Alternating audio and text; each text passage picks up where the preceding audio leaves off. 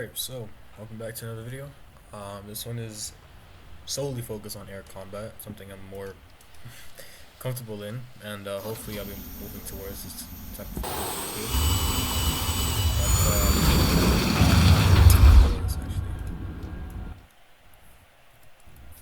So I'm here in the Rook. As you've seen, I've posted a lot of videos about this plane, but I want to post one in ARB.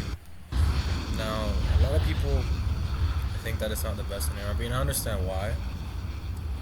I'm not gonna say that they're necessarily wrong, but what I will say is I don't think that it's bad in ARB. In this video here, I get 5 kills. I've gotten upwards of 10, sometimes 11 kills in this thing. But I feel like this video will serve as a good sort of baseline as to why I think this thing performs. First things first, you got 2 R60 MKs, all aspect missiles, and as as scummy as it is, when you see a plane that has no flares, it's a free kill. And I went through the pain of grinding the MiG-23BN out too, and I understand its pain, but you know, when you're grinding, you have to grind, right? So you got 2 of those. If you use them smartly and you know what you're doing with them, those are basically 2 confirmed kills. And right now I'm running the extra 4 gun pods, and I run this thing as a fighter essentially. I've only ran this thing as a bomber or ground attacker a handful of times, and I think that personally I feel like I perform better with it in this sort of configuration. So we head on that guy. That's our second kill. Or first, I guess, actually. I guess I didn't get on MiG-23, but first kill.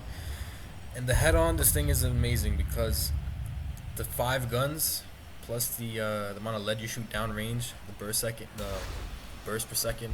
Oh, jeez, I can't talk. But the kilograms of burst mass per second is insane on this. There's 4 23mm, and then you have the internal 30, which make this thing quite the menace in head-ons. And as you saw in that first engagement there, and you'll see in later on this video, these guns are insane. Now they lack velocity, meaning you have to aim a lot more, you have to lead more, and overall aiming isn't the best with these guns. But if you get it down, you will get kills. If these guns connect on the plane, I'd say 9 times out of 10 that's a confirmed kill. Your biggest problems, in my opinion, probably going to be F5s and F104s, since you can't catch them. But most of the F104s that you are going to face have no flares, so if you get them in a unfortunate situation for them, you can get R60 kills. But that's what I mean right there. Even in snapshots, if you can just lay an angle of just pure lead downrange, and if they run into it, they're going to die. And a lot of the times, especially in head-on engagements or side shots, if you just lay on the trigger, and this is you are kind of wasting ammunition, but if you lay on the trigger, the chance of them escaping is just so low that, you know, it's, again, 9 times out of 10, like I said, it's going to be a kill. 810s, they're similar to you, I guess, but I'd say that the SU-25K runs amok in 810s. This thing is much better than them. Again, in the head-on, you just spray, and it's a kill. Now, with the 4 gun pods, you are quite heavy. Now, I say that this thing isn't that bad of a dogfighter. It's really good in the rate fight, as long as you're horizontal. In the vertical, it's a bit sluggish. But on low fuel and no gun pods, just the 2 R60s, this thing is a menace, and I don't think enough people recognize it as such.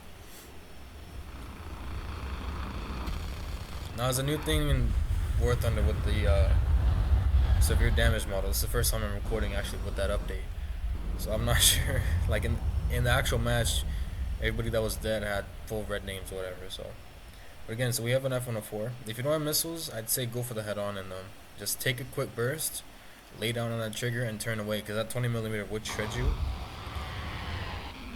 But again, you can see here in the vertical, you're not the best. If you keep it horizontal, your rate fight ability will actually surprise a lot of people. And if you are in a 1v1 at the end of the match, most times I go back to base, get rid of the gun pods, take 8 minutes of fuel minimum load. But with the customizable load, I mostly take 15 minutes. I feel like it's a good balance of endurance, but also capability of the aircraft. So right here, I'm just heading back to base. I'm keeping an eye on the F-104 because if you don't, they will sneak up on you and they're fast as shit. You won't see them coming, and then they'll just get that Vulcan on you, and it's over. It's back to the hangar. But that's also an opportunity for you. If you see them coming at you, get in the head on, because that's a really good opportunity for you to get a kill. Now it has a good amount of flares. I think around 110, maybe 20. They do run quick though, so don't think you have enough flares for the whole match. At least for me. But your engine, you don't afterburn, so it's pretty easy to flare away enemy missiles. So right here, I'm just heading back to base. Running kind of low on ammunition. At this point, I'm pretty sure I'm out of gun pods immediately, or gun pods completely. And this is the end of the match. That was the last guy remaining. But this video, it doesn't have the most kills in the most dogfight, but I just made this video to sort of prove a point that any plane could be used as a good dogfighter if you know what you're doing, if you know your opposition, and if you know the strengths of your plane. If you know that, and you know what the enemies are good at in their planes, you can thrive.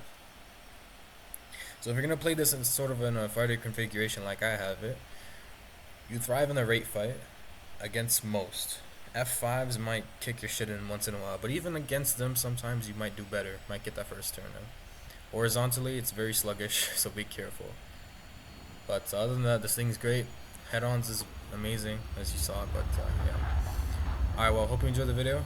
I'll get out with some more ARB content soon, and I'll see you later.